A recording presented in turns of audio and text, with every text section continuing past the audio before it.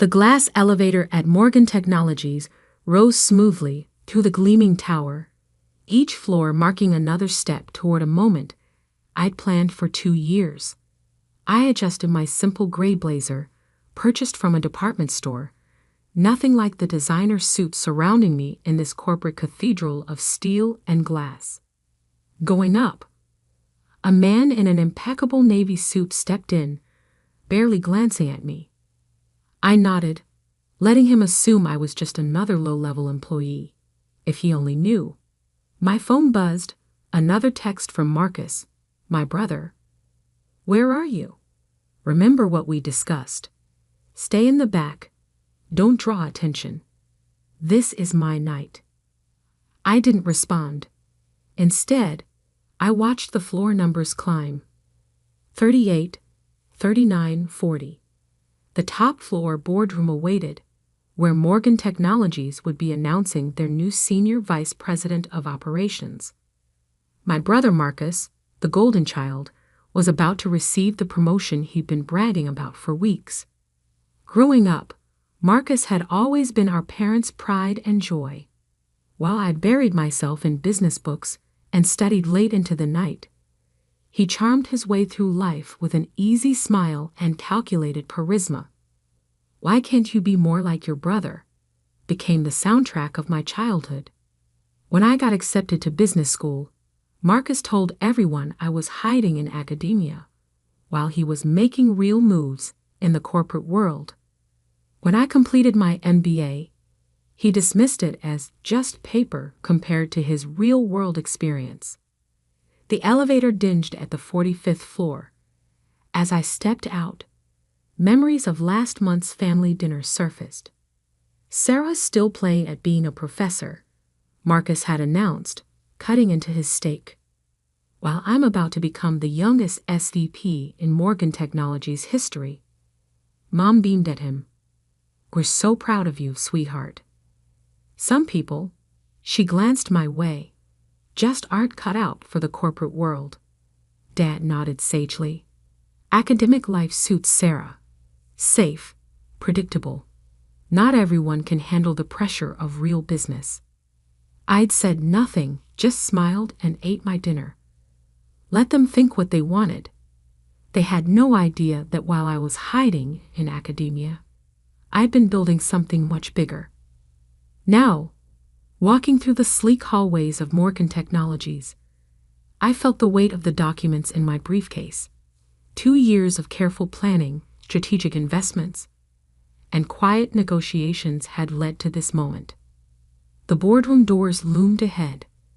Through the glass, I could see Marcus holding court, his perfectly tailored suit and practiced smile radiating confidence. Our parents sat in the front row, practically glowing with pride. Marcus spotted me and frowned, quickly making his way over. "I told you to stay in the back," he hissed. "This is my moment. Don't embarrass me by trying to network or whatever you're planning." "Don't worry," I said quietly. "I'm not here to steal your spotlight." He eyed my simple outfit with disdain. "Good. Just try to look professional at least, and don't mention we're related." As he walked away, I checked my watch. Right on schedule, Miranda Chen, the CEO of Morgan Technologies, would be arriving to make the announcement. What Marcus didn't know was that I'd met with Miranda many times over the past year, but not about his promotion. The room quieted as Miranda strode in, commanding attention without effort. She took her place at the podium, shuffling her notes with practiced precision. "Ladies and gentlemen," she began, "thank you for joining us today. We're here to announce some significant changes at Morgan Technologies." Marcus straightened his tie, ready for his moment. "But before we discuss any promotions," Miranda continued, "I have an important announcement. As many of you know, I've been searching for the right person to take Morgan Technologies into the future. Someone with vision, integrity, and a deep understanding of where this industry is heading." She paused, scanning the room. Marcus's smile widened. That search led me to someone who impressed me not just with their business acumen, but with their innovative approach to technology and leadership. Someone who quietly built an investment portfolio that includes controlling interests in 3 of our major competitors. Marcus's smile faltered slightly. This wasn't part of his script. Over the past year, this person has been systematically acquiring shares in Morgan Technologies through various investment vehicles. As of this morning, they've succeeded in purchasing a controlling interest in our company. The room broke into confused murmurs. Marcus's face had gone pale. "Ladies and gentlemen," Miranda said, "please join me in welcoming the new owner and CEO of Morgan Technologies." She turned and extended her hand toward me. "Dr. Sarah Mitchell." The silence was absolute as I walked to the podium. Marcus stumbled backward, his carefully planned speech falling from nerveless fingers. In the front row, our parents sat frozen, their expressions a mixture of shock and disbelief. "Thank you, Miranda," I said, taking my place at the podium. The documents in my briefcase would wait. Right now, I had a company to address, and a lifetime of underestimation to correct. The boardroom remained frozen in shocked silence as I stood at the podium. Miranda Chen stepped aside, a slight smile playing at her lips. She had kept our secret well, understanding exactly why this moment needed to happen exactly this way. "Before we continue," I said, my voice steady, "I believe congratulations are in order. Marcus, would you join me up here?" My brother's face had turned an interesting shade of gray. He stood rooted to his spot, designer suit suddenly seeming too tight at the collar.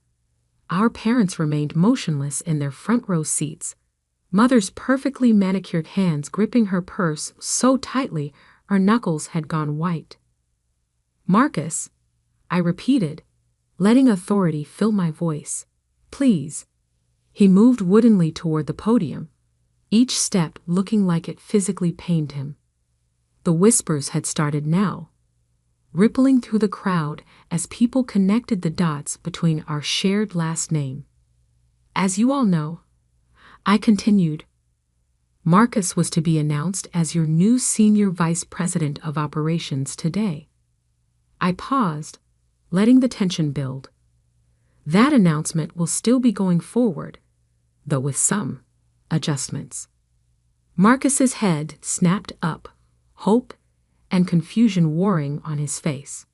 Over the past year, I've had the opportunity to review everyone's performance records, including Marcus's. While his sales numbers are impressive, there have been some concerning patterns in his management style and strategic decisions. I opened my briefcase and removed a folder, watching Marcus's eyes track my movements. Specifically, the Harrison account proposal from last quarter. I held up a document, the one where you took credit for Jennifer Torres's work while she was on maternity leave. The color drained from Marcus's face. In the audience, a young woman in a charcoal suit sat straighter. "Or the Stevens Technology merger," I continued, extracting another file, "where you conveniently failed to mention the massive pension liability that would come with the acquisition. The liability you discovered during due diligence but chose to hide." That's taken out of context," Marcus stammered, finding his voice. "You don't understand how business works in the real world. Sometimes you have to make morally questionable decisions to get ahead." I finished for him. "Steal credit from your subordinates. Hide critical information from the board." Our father stood up suddenly. "Now see here," he blustered, his face reddening. "You can't just walk in here and start making accusations. Marcus has worked his way up through a combination of charm, manipulation, and taking credit for others' work." I cut in. "Yes, I know exactly how he's worked his way up. I've spent the last year reviewing every decision, every proposal, every partnership he's been involved with. I turn to address the room at large. Morgan Technologies has an incredible team of dedicated, innovative professionals. People who work hard, support each other, and operate with integrity. Starting today, those are the people who will be recognized and rewarded. My eyes found Jennifer Torres in the crowd. Ms. Torres, I'd like to meet with you tomorrow morning to discuss your actual contributions to the Harrison Project and your thoughts on leading the new digital transformation initiative. Jennifer sat up straighter, a slow smile spreading across her face as Marcus seemed to shrink beside me. This is ridiculous. Our mother's voice cut through the room as she stood, designer heels clicking on the hardwood floor. Sarah, you've always been jealous of your brother's success. This little power play of yours. Mrs. Mitchell, Miranda interrupted smoothly. Perhaps we should continue this family discussion privately. The board and I have some organizational announcements to make. I nodded. My office, I said, indicating the large corner office that had been prepared over the past week. Now, as our parents and Marcus followed me into the office, I could hear Miranda beginning to outline the company's new direction to the assembled employees. The heavy door clicked shut behind us, muffling the sound. Have you lost your mind? Marcus exploded the moment we were alone. You can't just walk in here and... I can and I did. I replied calmly, taking my seat behind the desk. I own 51% of Morgan Technologies now. Every decision, every promotion, every strategic move goes through me. How? Our father demanded. Where did you get that kind of money? This company is worth billions. I leaned back in my chair. Remember that silly little consulting firm I started during my hiding in academia phase? Turns out there's good money in helping tech companies optimize their operations and identify acquisition targets. I smiled. Very good money, when you do it right. But you live in that tiny apartment. Our mother protested. You drive a used car. You shop at department stores. Because I was investing everything into building something bigger, I opened my laptop. Now let's discuss Marcus's new position. New position? Marcus sputtered. I'm supposed to be senior vice president. You were, I agreed. But given the pattern of ethical violations I've uncovered, that's no longer appropriate. I pulled up a document on my screen. Instead, you'll be taking a lateral move to our new Minneapolis office as a regional sales manager. The blood drained from Marcus's face.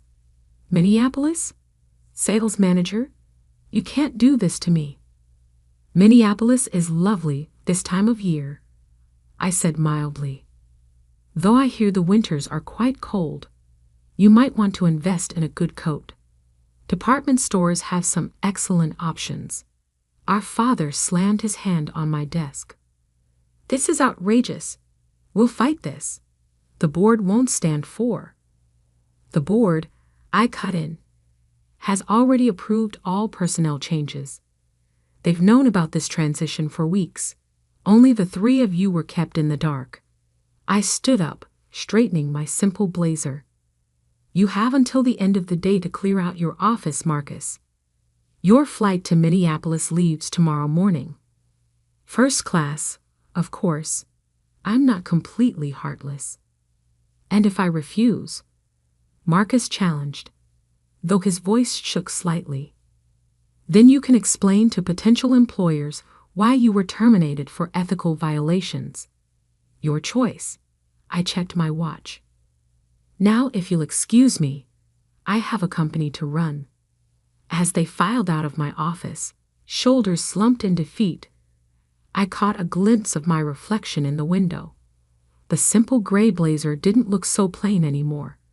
It looked exactly like what it was, the outfit of someone who had worked for everything she had, who had earned every step up the ladder.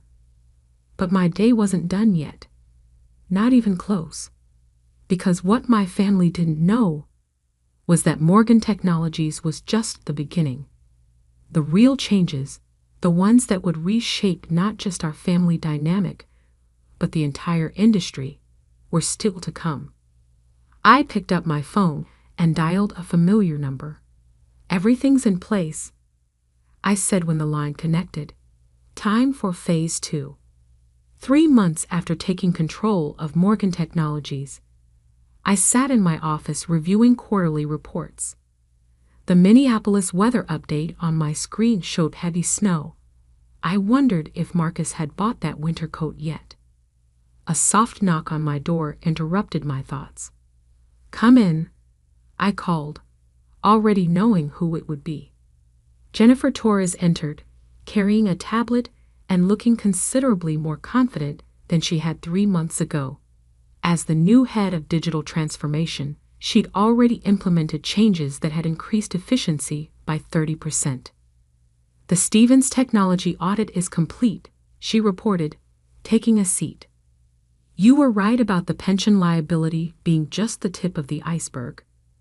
We've uncovered at least a dozen other issues Marcus tried to hide." I nodded, unsurprised. "Send me the full report. And Jennifer, good work." She smiled, the smile of someone who was finally being recognized for their talents. "There's something else. Your parents are in the lobby." I glanced at my calendar, though I already knew it was empty. "Send them up." While waiting, I opened my desk drawer and removed a thick manila envelope. Inside were documents I'd been preparing for weeks, ever since Phase 2 had begun. My parents entered without knocking. Mom looked thinner, her designer outfit from last season showing signs of wear. Dad's golf tan had faded, and his shoulders stooped slightly. "Sarah," Mom started, her voice carrying forced brightness, "we've been trying to reach you." "I've been busy," I replied coolly. "Running a company takes considerable time. Please sit."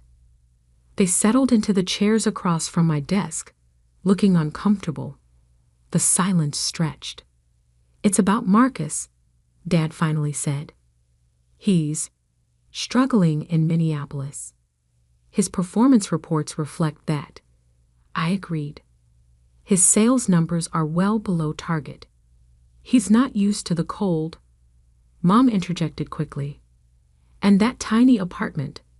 Nothing like his condo here. Couldn't you find something closer? Maybe a position in the Chicago office?" I leaned back in my chair.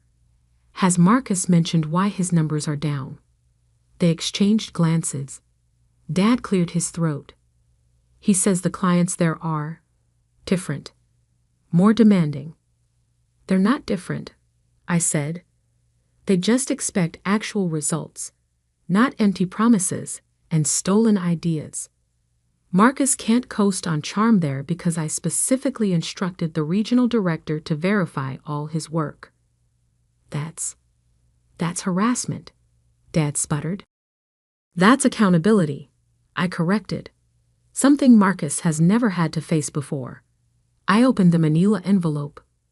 "Which brings me to why I've been trying to reach you both as well." Their eyes fixed on the documents I spread across my desk.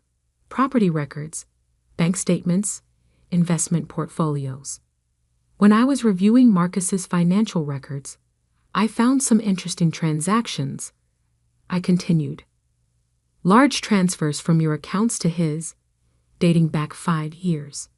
Money that came from mortgaging your house. Twice." Mom's hand flew to her throat. Dad's face paled. "He said it was for investments," Mom whispered. "Special opportunities." "He lost it all," I said quietly. "High-risk trades, failed startups, gambling. The second mortgage payment is due next week. You can't cover it, can you?" Dad's shoulders slumped completely.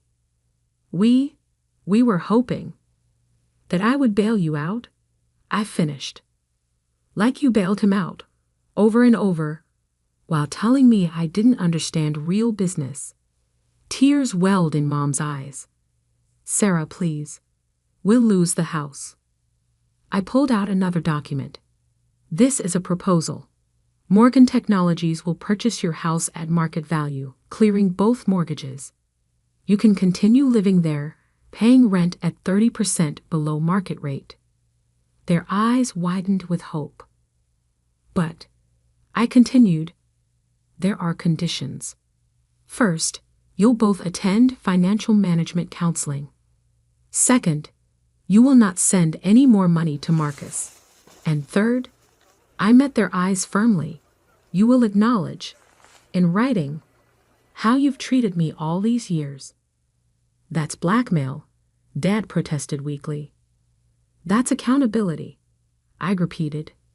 Something this family desperately needs. I stood and walked to the window, looking out over the city. For years, you dismissed my achievements, belittled my choices, poured all your love and resources into Marcus while treating me like an afterthought. I turned back to face them. That ends now. Mom was crying openly now. Dad stared at his hands. The choice is yours, I said. Sign the agreement, keep your home, and maybe, we can build something new from the ashes of what this family has become. Or don't sign, lose the house, and continue enabling Marcus's destructive behavior. I placed a pen on the desk between them.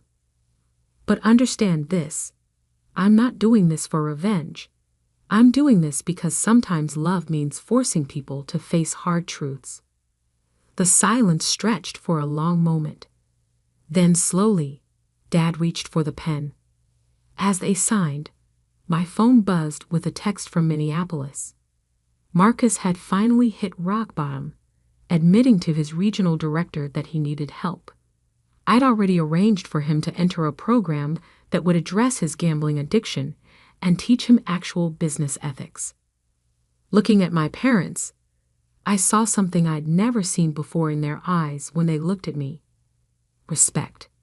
And maybe, just maybe, the beginning of understanding. The car will take you home, I said, pressing a button to summon my driver. The counselor will contact you tomorrow to set up your first session. They stood, looking somehow both smaller and lighter than when they'd entered. Sarah. Mom paused at the door. I'm sorry. For everything. I nodded, not trusting myself to speak. After they left, I sank back into my chair and finally let out a long breath. Phase 2 was complete. The family that had dismissed me for so long was finally seeing me clearly, not just as a successful businesswoman, but as someone strong enough to help them face their own failures. Jennifer knocked again, entering with a fresh stack of reports. The board meeting starts in 10 minutes. They're eager to hear about the new expansion plans. I smiled, gathering my materials. Time to focus on the future, not just of Morgan Technologies, but of all the people who worked here. People like Jennifer, who deserved their chance to shine. As I walked into the boardroom, I caught my reflection in the window. The simple gray blazer was gone, replaced by one I'd chosen for myself. Not designer, not flashy, but perfectly suited to who I was.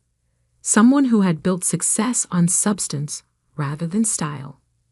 The board members rose as I entered. They'd learned quickly that I was nothing like my brother, and everything a leader should be. Ladies and gentlemen, I began, let's talk about where we're going next. Because success, real success, isn't about proving others wrong. It's about proving yourself right. And I was just getting started. The glass elevator at Morgan Technologies rose smoothly to the gleaming tower, each floor marking another step toward a moment I'd planned for 2 years. I adjusted my simple gray blazer, purchased from a department store. Nothing like the designer suits surrounding